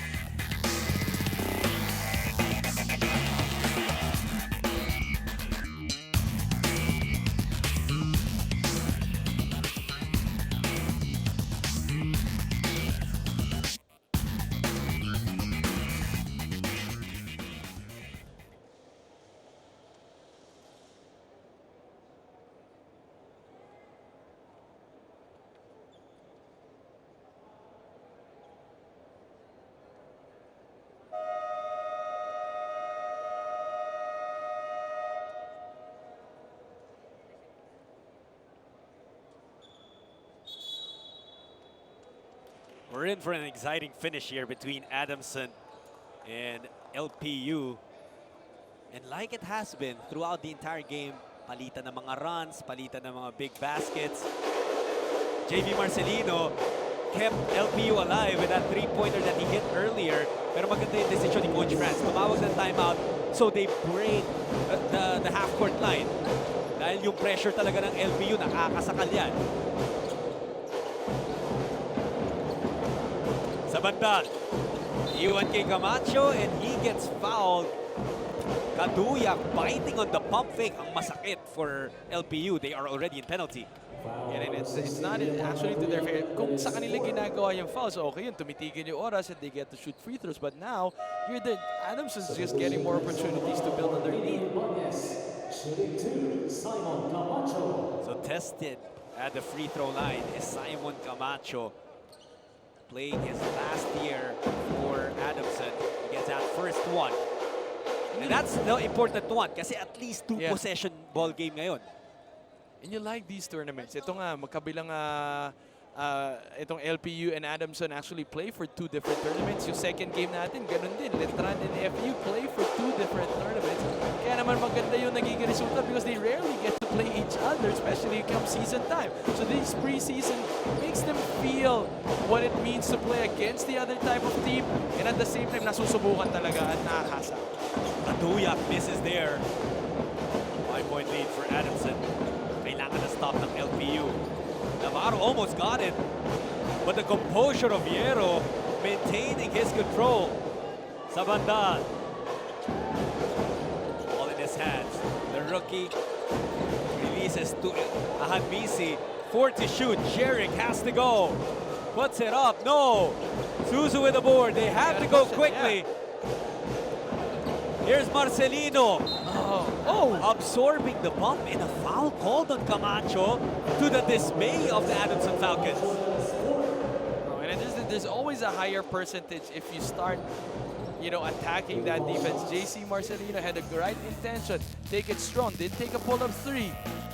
But Camacho, at the last second, was tempted to put his hands down, and that's what the referees saw and called this foul. JC Marcelino now in the line to bring this lead down to just 3 points. Pasok yung una para kay Marcelino. 4-point game. 21.9 seconds remaining. Marcelino, he has 17 points right now. Misses the second. But he gets his own miss. Marcelino to Ibanez from the corner. Money on the tray! And that JC Marcelino rebound was made possible by JV tapping into his brother and Ibanez delivering. And look at this suffocating defense. Oh, they call it jump ball, but take a look. And the ball will be with LPU. And that's the worst possible place to receive the ball. That trapping area, that is exactly where LPU wants Adamson to receive. Pero that alam mo, inbound Juan, pass. that pocket three has been the magic for LPU. Pangatlong beses na sila nakakuha ng importanteng tira from that spot. And you know that when they make a bucket, they're gonna put that pressure on. And that sequence, Adamson succumbed. Ang ganda rin kasi na nangyari, ang na-pressure ng LPU is the rookie in Sabandal. Talented as he is, as composed as he has been in this game, well, you know, talagang it can get to you. And see, the pressure of LPU doesn't begin when you inbound the ball. Their pressure begins as soon as the ball that's inbounding, or the player that's inbounding, touches the ball, the referee gives the ball to them, and then LPU now forces, like, funnels players to a side that they want the players to receive that pass. And Adamson fell for that trap. They were in a trapping corner, and so once they got that ball there, you felt that suffocating defense of LPU. That's 100% correct. Kaya magkakaroon ng pagkakataon ng LPU to take the lead. This is the time, 9.9 seconds left in the ball game. But Adamson has come up with big stops din. So it is not out of them to come up with another one here. Again, if I were LPU, I'd have the ball in the hands of JC Marcelino. He has the hot hands. He can create and then put those spot-up shooters in the right spots. The inbound will come from Raymar Caduya. Yung mga pwede niyang pasahan, Mike Zuzu, JC Marcelino, JV Marcelino, and Enzo Navarro. JC receives it. They give him some space. This is it. 5 seconds remaining. Marcelino, high off the glass it goes! Oh! You asked for it, and JC Marcelino provides. Wow, this guy, when he's on fire, and he knows exactly what to do with the ball. Stay away, clear the path. Ready for takeoff. JC Marcelino, take a look at that high looping layup. He went through 1, 2, and 3 blue shirts para makuha yung layup na yun that reached the skies and gave the LPU Pirates a 1-point lead, but there is still 3.4 seconds left for Adamson. Jeric Ahanmisi, do you expect him to take the shot? Yeah, I think they're going to set him up. And then if ever not, well, let's try to listen in to Coach Franz Pumaren and what he has in store for the rest of the team. Point two, okay? So deep, ha? Get the ball. Okay, direction, ha? Listen.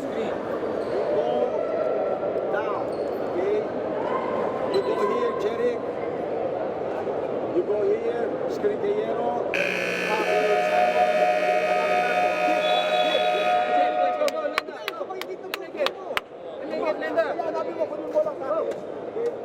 I saw some screen and roll action there, Juan. And again, they're going to try. Jeric is going to be that bailout play in the corner. But Camacho is also another guy that you'd want to have the ball to be in his hands for him to be able to create. He has been also the hot hands from Adamson's side. Again, it's just a 1-point lead. Interesting though, no? Na palayo. With Jeric, like you said, it's going to be the bailout opposite corner. Let's see how this pans out for Adamson. They're looking for that down screen. Where is that screen? Camacho receives it. Pressure. Caduya takes it away. And LPU survives. They stole what already seemed like an Adamson win. And JC Marcelino, how many times has he come up huge in the clutch para sa LPU Pirates? He says that, CJ, congrats for making it to the PBA. I got things here on lock now. And again, it's been a total package effort for LPU. They held up their fort. They were down by 6 points with 1 minute and 30 seconds remaining. And then those big shots after big shots after big shots. And yet, has been supplemented by their LPU brand of defense. What a game we just saw there. LPU Pirates nagwagi kontra sa Adamson University Falcons 82-81 on an excellent highlight play from JC Marcelino, who will obviously be awarded as our best player of the game. And he hates easy layups. He likes challenging setups. And take a look at just the highlight reel. Let him amuse you. JC Marcelino with a great stat line, but so many points but none bigger than his last two. At kasama niya ngayon si Miss Ira Pablo. Yes, 19.7 rebounds, 4 assists. JC Marcelino, sinabi mo sa akin kanina na fourth quarter kayo last game nakabawi. Ngayon ito, 9.9 seconds na nakuha niyo yung lamang. What does this win say about your team? Ayun, pare-parehas kami hindi sumuko. Kasi ayun nga, ayun na lang, hanggat may oras pa, may pag-asa pa. Hanggat di natatapos yung oras, ayun, tuloy-tuloy lang yung laban.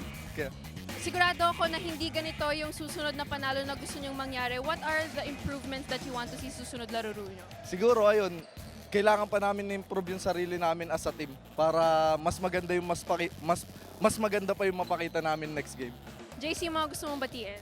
Binabati ko yung mga taga-Olonga po, tsaka yung mga boss na tumutulong sa amin magkapatid. Alam nyo na yung sino yan. Tsaka yung mga boss namin sa LPU, maraming salamat sa pagsuporta sa amin magkapatid. Tsaka sa buo naming team.